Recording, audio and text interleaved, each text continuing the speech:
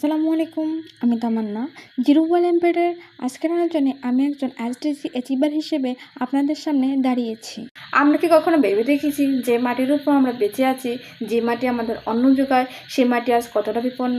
টেকসই উন্নয়ন লক্ষ্যমাত্রা 15-এর অধীনে আজ আমার আলোচনার বিষয় জিরো ল্যান্ড কন্টামিনেশন। আমরা চারপাশে চোখ মেলে যেখানেই তাকাচ্ছি শুধু প্লাস্টিক আর পলিথিন দেখছি। দিন দিন এর উৎপাদন ও ব্যবহার জ্যামিতিক হারে বাড়ছে, কিন্তু এই জিনিসগুলো অপচনশীল। তাহলে প্রশ্ন হলো, এর শেষ কোথায়?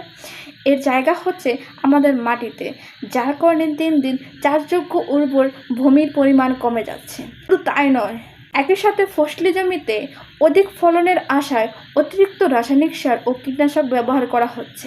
এই দূষিত মাটিতে উৎপাদিত ফসল যখন আমরা খাদ্য হিসেবে গ্রহণ করি, তখন আমাদের শরীরে ক্যান্সারের মতন কঠিন রোগ বাসা বাঁধে। কৃষক নিজের অজান্তেই নিজের এবং আমাদের স্বাস্থ্যের কী পরিমাণ ক্ষতি করছে। এর সাথে যোগ হয়েছে কলকারখানার অপরিশোধিত তরল কেমিক্যাল এবং মেডিকেল বর্জ্য, যা মাটিকে চিরতরে বিষাক্ত করে তুলছে।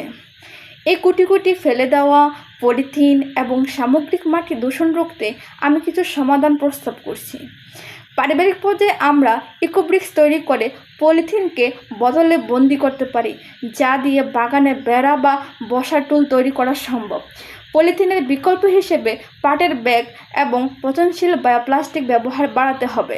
অথবা সরকারি উদ্যোগে এই প্লাস্টিক গলিয়ে পিচের সাথে মিশিয়ে টেকসই প্লাস্টিক রোড নির্মাণ করা সম্ভব।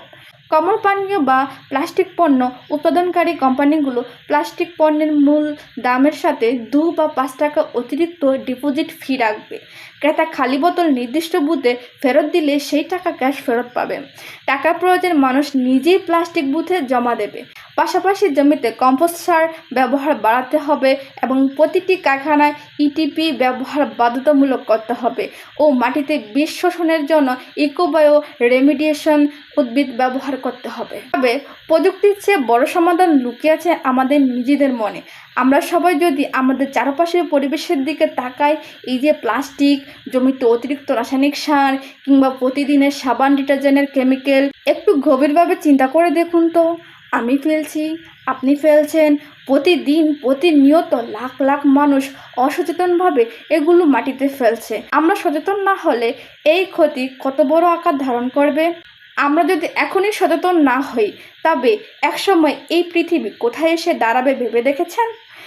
এই সুন্দর পৃথিবী আর সুন্দর থাকবে না। দিন দিন এর দূষণ বাড়তেই থাকবে। এক টুকরো দূষণমুক্ত মাটি পাওয়া দুষ্কর হয়ে দাঁড়াবে। মানুষ সহজেই বিভিন্ন জটিল রোগে আক্রান্ত হবে। এভাবে যদি ভূমির দূষণ বাড়তে থাকে, তবে আগামী 20 বা 30 বছর পর আমাদের চাষাবাদের জন্য বা সুস্থভাবে বেঁচে থাকার জন্য কোনো বিষমুক্ত মাটি অবশিষ্ট থাকবে না। পরিবর্তন কোনো বড় সেমিনার থেকে আসে না, পরিবর্তন শুরু হয় আমাদের নিজেদের আঙ্গিনা থেকে। আসুন আজ আমরা প্রতিজ্ঞা করি, আমরা আর যেখানে সেখানে প্লাস্টিক ফেলব না। আমাদের চারপাশের মাটিকে আমরা বিষমুক্ত করব। আসুন সবাই মিলে জিরো ল্যান্ড কন্টামিনেশন নিশ্চিত করে একটি সুন্দর পৃথিবী গড়ে তুলি। ধন্যবাদ।